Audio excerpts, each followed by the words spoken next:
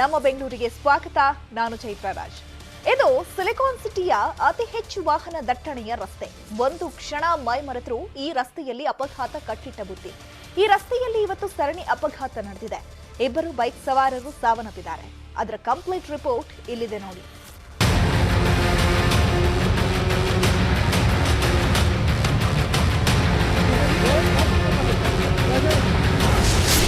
ನೃಪತುಂಗ ರಸ್ತೆಯಲ್ಲಿ ಸರಣಿ ಅಪಘಾತ. 3 ಬೈಕ್ 2 ಕಾರಿಗೆ ಇನೋವಾ ಕಾರು ಡಿಕ್ಕಿ. ಬೆಂಗಳೂರಿನ ನೃಪತುಂಗ ರಸ್ತೆ ಸಂಚಾರ ದಟ್ಟಣೆ ಇರುವ ಪ್ರಮುಖ ರಸ್ತೆ. ಇದೇ ರಸ್ತೆಯಲ್ಲಿ ಇಂದು ಭೀಕರ ಅಪಘಾತ ನಡೆದಿದೆ. ನೃಪತುಂಗ ರಸ್ತೆಯಲ್ಲಿ ಭೀಕರ ಸರಣಿ ಅಪಘಾತದಲ್ಲಿ ಬೈಕ್ ಸವಾರನೊಬ್ಬ ಸಾವನ್ನಪ್ಪಿದ್ದಾನೆ. ನೃಪತುಂಗ ರಸ್ತೆಯಲ್ಲಿ ಅತಿ ವೇಗವಾಗಿ ಬಂದ KA 50MA 6600 ನಂಬರ್ನ ಇನೋವಾ ಕಾರು ಸರಣಿ ಅಪಘಾತ ಎಸಗಿದೆ. ಅಪಘಾತದ ರಭಸಕ್ಕೆ 3 ದ್ವಿಚಕ್ರ ವಾಹನಗಳು ಹಾಗೂ 2 ಕಾರುಗಳು ಜಖಮಾಗಿವೆ.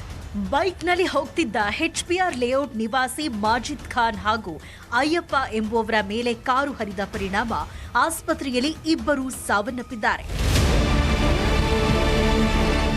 ಇನ್ನುಳಿದ 2 ಬೈಕ್ನ ಸವಾರರು ಗಾಯಗೊಂಡು ಖಾಸಗಿ ಆಸ್ಪತ್ರೆ ಸೇರಿದ್ದಾರೆ. ಭೀಕರ ಅಪಘಾತದಿಂದ ಸ್ಥಳದಲ್ಲಿ ಪ್ರತ್ಯಕ್ಷದರ್ಶಿಗಳು ಆಘಾತಗೊಂಡಿದ್ರು.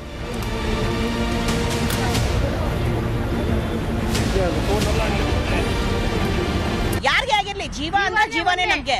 ಯಾರದೇ ಆಗಿರ್ಲಿ ನೋಡ್ಬಿಟ್ಟು ಆ ಕಡೆ ಹೋಗಕ್ಕಾಗಲ್ಲ. ನಾವೆಲ್ಲ ಈ ಕಡೆ ಬಂದ್ರಿ.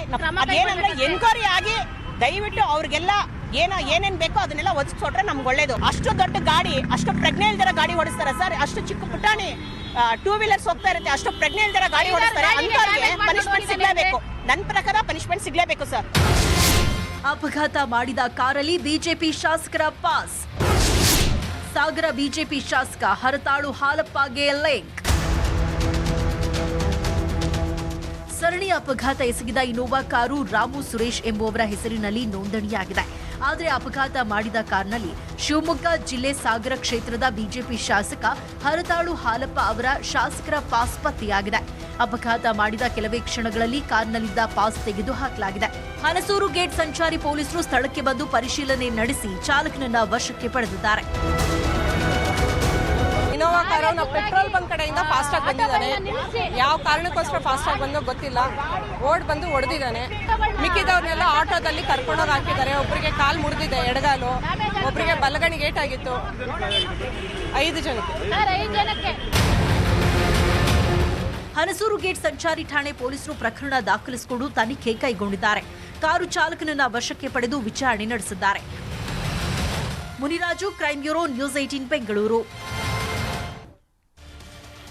ಸಿಲಿಕಾನ್ ಸಿಟಿಯಲ್ಲಿ ವಾಹನ ಸವಾರರ ಡ್ರೈವಿಂಗ್ ಕ್ರೇಜ್ ಬದಲಾಗ್ತಾ ಇದೆ. ಇತ್ತೀಚೆಗೆ ಬೈಕ್ ಮತ್ತು ಕಾರಿನ ಮೇಲೆ ವ್ಯಕ್ತಿಯನ್ನ ಎಳೆದೊಯ್ದ ಘಟನೆ ಜನರನ್ನ ಬೆಚ್ಚಿ ಬೀಳಿಸಿತ್ತು.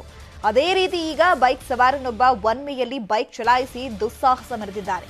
ಎಲ್ಲಿ ಏನು ಘಟನೆ, ಬನ್ನಿ ನೋಡೋಣ.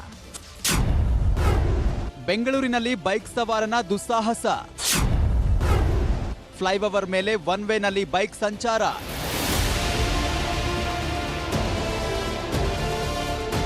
ಸಾಮಾನ್ಯವಾಗಿ ಒನ್ ವೇ ಅಥವಾ ವಾಹನಗಳ ಎದುರು ದಿಕ್ಕಿನಲ್ಲಿ ಬೈಕ್, ಕಾರ್ ಓಡಿಸುವ ದೃಶ್ಯಗಳನ್ನ ನಾವು ಸಿನಿಮಾಗಳಲ್ಲಿ ನೋಡ್ತೀವಿ.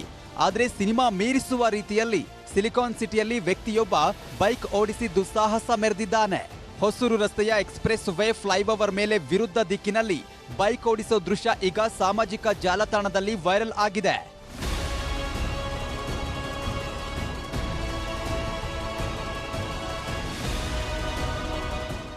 ಈ ವಿಡಿಯೋ ನೋಡಿದವರೆಲ್ಲ ಈ ಬೈಕ್ ಸವಾರ ಎದುರು ದಿಕ್ಕಿನಲ್ಲಿ ಶರವೇಗದಲ್ಲಿ ಬೈಕ್ ಓಡಿಸಿದ್ದಾನೆ.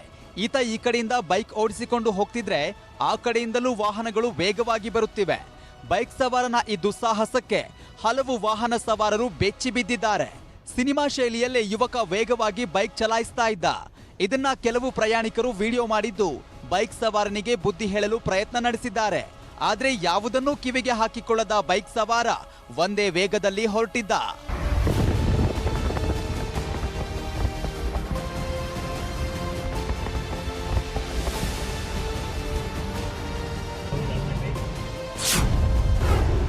ಜಾಲತಾಣದಲ್ಲಿ ಬೈಕ್ ಸವಾರನ ದುಸ್ಸಾಹಸ ವೈರಲ್. ಬೈಕ್ ಸವಾರನನ್ನ ಪತ್ತೆ ಹಚ್ಚಿ ಬಂಧಿಸಲು ನೆಟ್ಟಿಗರ ಆಗ್ರಹ. ಯುವಕ ಅಡ್ಡಾದಿಡ್ಡಿ ಬೈಕ್ ಚಾಲನೆ ಮಾಡುವ ವಿಡಿಯೋವನ್ನ ಟ್ರಾಫಿಕ್ ಸ್ಪೆಷಲ್ ಕಮಿಷನರ್ ಹಾಗೂ ಬೆಂಗಳೂರು ನಗರ ಸಂಚಾರ ಪೊಲೀಸರಿಗೆ ಟ್ವೀಟ್ ಮಾಡಿ ಟ್ಯಾಗ್ ಮಾಡಲಾಗಿದೆ. ಬೈಕ್ ಸವಾರನ ಬೇಜವಾಬ್ದಾರಿ ಮತ್ತು ದುಸ್ಸಾಹಸ ಚಾಲನೆಯಿಂದ ಹಲವು ಜೀವಗಳಿಗೆ ಅಪಾಯ ಎದುರಾಗಿತ್ತು. ಇದೊಂದು ಕ್ರಿಮಿನಲ್ ಅಪರಾಧವಾಗಿದ್ದು ಕೂಡಲೇ ಬೈಕ್ ಸವಾರನನ್ನ ಪತ್ತೆ ಹಚ್ಚಿ ಬಂಧಿಸಬೇಕು ಅಂತ ಆಕ್ರೋಶವನ್ನ ವ್ಯಕ್ತಪಡಿಸಿದ್ದಾರೆ.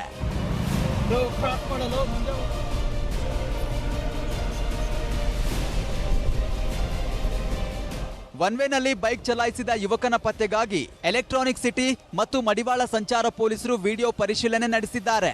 ಬೈಕ್ ಚಲಾಯಿಸಿದ ವ್ಯಕ್ತಿ ಪತ್ತೆಗೆ ಹಲವಾರು ಸಿಸಿಟಿವಿ ದೃಶ್ಯಗಳ ಪರಿಶೀಲನೆ ನಡೆಸಿದ್ದಾರೆ.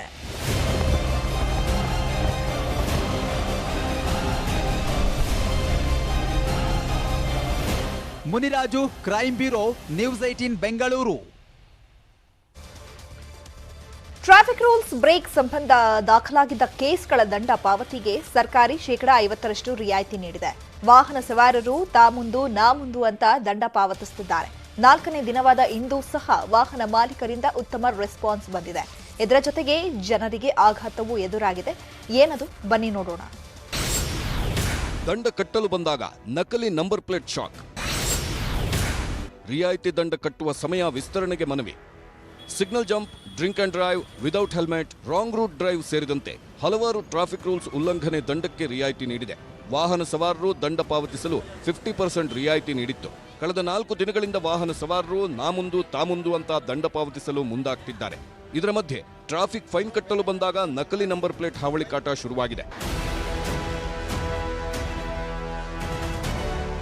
ರಿಯಾಯಿತಿ ದರದಲ್ಲಿ ಟ್ರಾಫಿಕ್ ದಂಡ ಕಟ್ಟಲು ಅವಧಿ ವಿಸ್ತರಣೆಗೆ ಮನವಿ ಮಾಡಲಾಗಿದೆ. ದಿ ವೀಲ್ಸ್ ಸಂಸ್ಥೆ ಈ ಸಂಬಂಧ ಸಿಎಂ ಬೊಮ್ಮಾಯಿಗೆ ಪತ್ರ ಬರೆದಿದೆ. ಮಾರ್ಚ್ 11ರವರೆಗೆ ಶೇಕಡಾ 50ರಷ್ಟು ರಿಯಾಯಿತಿ ದರದಲ್ಲಿ ದಂಡ ಕ್ಲಿಯರ್ ಮಾಡಲು ಅವಕಾಶ ಕಲ್ಪಿಸುವಂತೆ ಮನವಿ ಮಾಡಿದೆ. ಎಲ್ಲರಿಗೂ ಏಕಾಏಕಿ ದಂಡ ಕಟ್ಟಲು ಸಾಧ್ಯವಿರುವುದಿಲ್ಲ. ಹೀಗಾಗಿ 1 ತಿಂಗಳ ಕಾಲಾವಕಾಶ ನೀಡುವಂತೆ ಆಗ್ರಹಿಸಲಾಗಿದೆ. ರಾಜ್ಯ ಸರ್ಕಾರಕ್ಕೆ ನಾನು ಪತ್ರ ಬರೆದಿದ್ದೀನಿ. ಈಗೇನು 11ನೇ ತಾರೀಕುವರೆಗೂ ಇವರು ಟೈಮ್ ಕೊಟ್ಟಿದ್ದಾರೆ, ಅದನ್ನ ಮಾರ್ಚ್ 11ರವರೆಗೂ ಎಕ್ಸ್ಟೆಂಡ್ ಮಾಡಬೇಕು ಅಂತೇಳಿ, 1 ತಿಂಗಳು ಎಕ್ಸ್ಟೆಂಡ್ ಮಾಡ್ಬೇಕಂತ. ಯಾಕಂದರೆ ಹೆವಿ ಪೆನಾಲ್ಟಿ ಇರ್ತಕ್ಕಂಥವ್ರು, ದಂಡ ಇರ್ತಕ್ಕಂಥವ್ರಿಗೆ ದುಡ್ಡು ಅಡ್ಜಸ್ಟ್ ಆಗಬೇಕು. ಎರಡನೇದು, ಈ ಗ್ರಾಮೀಣ ಪ್ರದೇಶದಲ್ಲಿ ದಿನನಿತ್ಯ ಆದಾಯದ ಮೇಲೆ ಡಿಪೆಂಡ್ ಆಗಿರ್ತಕ್ಕಂಥವ್ರಿಗೆ ಸಡನ್ ಆಗಿ 11 ದಿವಸ ಅಂದರೆ ವೆರಿ ಶಾರ್ಟ್ ಟೈಮ್ ಏನೋ ಕೊಟ್ಟಿದ್ದಾರೆ, ಅದು ಅನುಕೂಲ ಆಗೋದಿಲ್ಲ. 4 ದಿನ ಖಾಕಿ ಖಜಾನೆಗೆ ಸೇರಿದ್ದು 25 ಕೋಟಿ. ಸಂಚಾರಿ ದಂಡ ಪಾವತಿಸಲು ಮುಗಿಬಿದ್ದ ಜನ. ಟ್ರಾಫಿಕ್ ರೂಲ್ಸ್ ಉಲ್ಲಂಘನೆ ದಂಡಕ್ಕೆ ರಿಯಾಯಿತಿ ನೀಡಿ ಇವತ್ತಿಗೆ 4 ದಿನಗಳು ಕಳೆದಿದ್ದು ಇಲ್ಲಿಯವರೆಗೆ 8,68,405 ಕೇಸ್ಗಳ ವಿಲೇವಾರಿಯಾಗಿದೆ. 25,42,52,000ಕ್ಕೂ ಅಧಿಕ ಮೊತ್ತದ ದಂಡ ಸಂಗ್ರಹವಾಗಿದೆ. ಇನ್ನೂ 1,80,00,000 ಪ್ರಕರಣಗಳ ವಿಲೇವಾರಿ ಬಾಕಿ ಉಳಿದಿದ್ದು ಮುಂದಿನ 2 ದಿನ ನೋಡಿಕೊಂಡು ದಂಡ ಪಾವತಿಸಲು ಅವಧಿ ವಿಸ್ತರಿಸುವ ಬಗ್ಗೆ ತೀರ್ಮಾನ ಕೈಗೊಳ್ಳಲಾಗುವುದೆಂದು ಟ್ರಾಫಿಕ್ ಸ್ಪೆಷಲ್ ಕಮಿಷನರ್ ತಿಳಿಸಿದ್ದಾರೆ. 8,68,000 cases, to be precise 8,68,405 cases ವಿಲೇವಾರಿ ಆಗಿದೆ. ಮತ್ತು 25,47,00,000 ಫೈನ್ ಅಮೌಂಟು ಸಹ ಏನು 50% ಅಂದರೆ ರಿಯಾಯಿತಿ ಇದರಲ್ಲಿ ಆಲ್ರೆಡಿ ಪಾವತಿಸಿ ಮಾಡಿದ್ದಾರೆ. ಸೊ ಅದರಿಂದ ಒಳ್ಳೆ ಪ್ರತಿಕ್ರಿಯೆ ಸಿಗ್ತಾ ಇದೆ. ದಂಡ ಪಾವತಿಸಲು ಬಂದ ವಾಹನ ಸವಾರರಿಗೆ ನಕಲಿ ನಂಬರ್ ಪ್ಲೇಟ್ ಬಳಕೆದಾರರು ಶಾಕ್ ನೀಡಿದ್ದಾರೆ. ದಂಡದ ಬಗ್ಗೆ ಪರಿಶೀಲಿಸಿದಾಗ ಕೆಲವರಿಗೆ ಫೋಟೋಗಳನ್ನು ನೋಡಿ ಆಶ್ಚರ್ಯಪಟ್ಟಿದ್ದಾರೆ. ತಮ್ಮದೇ ನಂಬರ್ ಪ್ಲೇಟ್ ಬೇರೊಬ್ಬರು ಬಳಸಿ ನಿಯಮ ಉಲ್ಲಂಘಿಸಿದ್ದಾರೆ. ಆ ದಂಡ ಕೂಡ ಅಸಲಿ ಬೈಕ್ ಸವಾರರಿಗೆ ಬಂದಿದೆ. ಪೊಲೀಸರಿಗೆ ದೂರು ನೀಡಿದ್ದಾರೆ. ಸಮಸ್ಯೆ ಬಗೆಹರಿಸಲು ಟ್ರಾಫಿಕ್ ಮ್ಯಾನೇಜ್ಮೆಂಟ್ ಸೆಂಟರ್ಗೂ ದೌಡಾಯಿಸುತ್ತಿದ್ದಾರೆ. ನನಗೆ ಗೊತ್ತಿಲ್ಲ 2 ಕಟ್ಟಬೇಕಾಗುತ್ತೆ ಅಂತ. ಅವ್ರು ಕೇಳಿದ್ದಕ್ಕೆ ಗೊತ್ತಿಲ್ಲ, ಬೇರೆಯವ್ರ ಗಾಡಿ ನಿಮ್ದು ಏನು ಬಂದಿದೆಯೋ ಸೀರೀಸ್ ಅವ್ರ ಫೈನು ನೀವೇ ಕಟ್ಟಿ ಅಂತ ಅಂದರು. ಅದಕ್ಕೆ ನಾನು ಇಲ್ಲಿ ತನಕ ಬಂದಿದ್ದೀನಿ. ಲೇಡಿ ಓಡಿಸ್ತಾ ಇರೋದು, ಬಟ್ ಸೀರೀಸ್ ನಂಬರ್ ಇಬ್ರಿಗೂ ಒಂದೇ ಇದೆ. ನಂದು ಆ್ಯಕ್ಟಿವಾನೇ, ಅವ್ರದ್ದು ಆ್ಯಕ್ಟಿವಾ, ಬಟ್ ನಂದು ಚೆಕ್ ಮಾಡಿಸಿದ್ರೆ ನನ್ನ ನೇಮಲ್ಲೇನೆ ಇದೆ, ಅವ್ರದ್ದು ಅದೇ ನಂಬರ್.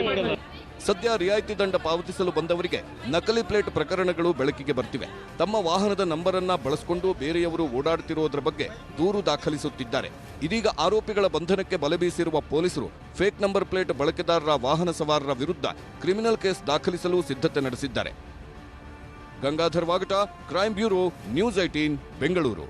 ಹೆಬ್ಬಾಳ ಮೇಲ್ಸೇತುವೆ ಉದ್ಘಾಟನೆಯಾಗಿ ಬಳಕೆಗೆ ಬಂದ ಬಳಿಕ ಸದಾ ಒಂದಿಲ್ಲೊಂದು ಸಮಸ್ಯೆಗಳಿಂದಲೇ ಸುದ್ದಿಯಾಗಿ ವಾಹನ ಸವಾರರಲ್ಲಿ ಆತಂಕ ಮೂಡಿಸ್ತಾ ಇದೆ. 5 ನಿಮಿಷಕ್ಕೊಂದು ದ್ವಿಚಕ್ರ ವಾಹನಗಳು ಸ್ಕಿಡ್ ಆಗಿ ಬೀಳ್ತಾ ಇದೆ. ಏನು ಈ ರಸ್ತೆ ಸಮಸ್ಯೆ, ಬನ್ನಿ ನೋಡೋಣ.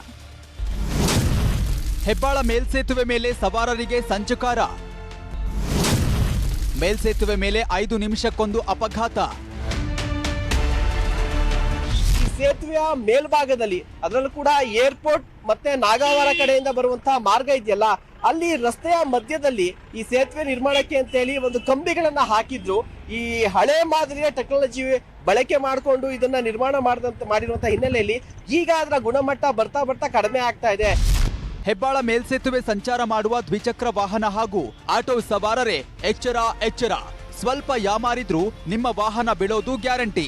ಸದಾ ಸಮಸ್ಯೆಗಳಿಂದಲೇ ಸುದ್ದಿಯಾಗುವ ಹೆಬ್ಬಾಳ ಸೇತುವೆ ಈಗ ಮತ್ತೆ ಸಮಸ್ಯೆಯ ಸುಳಿಯಲ್ಲಿದೆ. ಸೇತುವೆ ಮೇಲೆ 5 ನಿಮಿಷಕ್ಕೊಂದು ದ್ವಿಚಕ್ರ ವಾಹನಗಳು ಸ್ಕಿಡ್ ಆಗ್ತಿವೆ.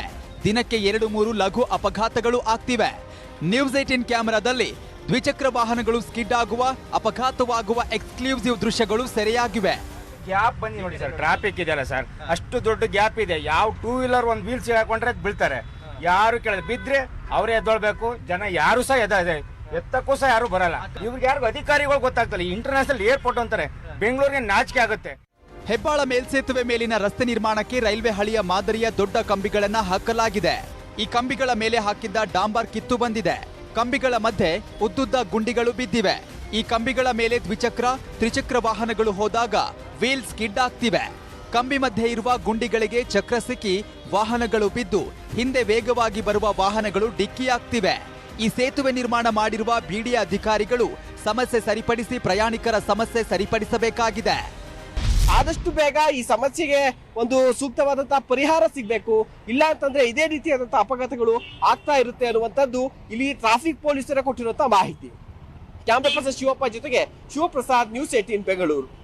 ಬೆಂಗಳೂರಿನಲ್ಲಿ ಸಿಬಿಎಸ್ಇ, ಐಸಿಎಸ್ಇ ಪಾಠ್ಯಕ್ರಮ ಅನುಮತಿ ಪಡೆಯದೆ ಬೋಧನೆ ಮಾಡುತ್ತಿರುವ ಖಾಸಗಿ ಶಾಲೆ ಮೇಲೆ ಕ್ರಿಮಿನಲ್ ಕೇಸ್ ಹಾಕಲು ಶಿಕ್ಷಣ ಇಲಾಖೆ ಮುಂದಾಗಿದೆ. ರಾಜ್ಯ ಪಾಠ್ಯಕ್ರಮ ಅನುಮತಿ ಪಡೆದು ಪಾಠ ಮಾಡಿದ 500ಕ್ಕೂ ಹೆಚ್ಚು ಶಾಲೆಗಳಿಗೆ ಈಗಾಗಲೇ ನೋಟಿಸ್ ನೀಡಲಾಗಿದೆ. ಇದೀಗ ಇಂಥ ಖಾಸಗಿ ಶಾಲೆಗಳ ಮೇಲೆ ಕ್ರಿಮಿನಲ್ ಕೇಸ್ಗೆ ಶಿಕ್ಷಣ ಇಲಾಖೆ ಆಯುಕ್ತ ವಿಶಾಲ್ ಸೂಚನೆ ಕೊಟ್ಟಿದ್ದಾರೆ.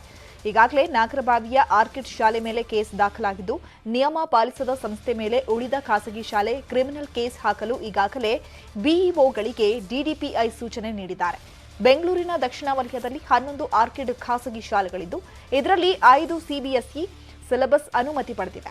ಉಳಿದ 6 ಶಾಲೆಗಳು ಕೇಂದ್ರ ಪಾಠ್ಯಕ್ರಮ ಅನುಮತಿ ಪಡೆದಿಲ್ಲ. ಈ ಶಾಲೆಗಳ ಮೇಲೂ ಕ್ರಿಮಿನಲ್ ಕೇಸ್ ದಾಖಲು ಮಾಡಲು ಸೂಚನೆ ನೀಡಿದ್ದೇನೆ ಅಂತ ಬೆಂಗಳೂರು ದಕ್ಷಿಣ ವಲಯ ಡಿಡಿಪಿಐ ಭೈರಾಂಜನೇಯ ಪ್ರತಿಕ್ರಿಯೆ ನೀಡಿದ್ದಾರೆ. ಆದರೆ ನಮ್ಮ ಸಂಸ್ಥೆಯ ಉಳಿದ ಶಾಲೆಗಳಿಗೆ ಸಿಬಿಎಸ್ಇ ಪಾಠ್ಯಕ್ರಮ ದೊರೆಯುವ ವಿಶ್ವಾಸವಿದೆ ಅಂತ ಆರ್ಕಿಡ್ ಶಾಲೆಯ ಪ್ರತಿನಿಧಿ ಲೀನಾ ಫಾಸ್ಕಲ್ ಪ್ರತಿಕ್ರಿಯೆ ನೀಡಿದ್ದಾರೆ.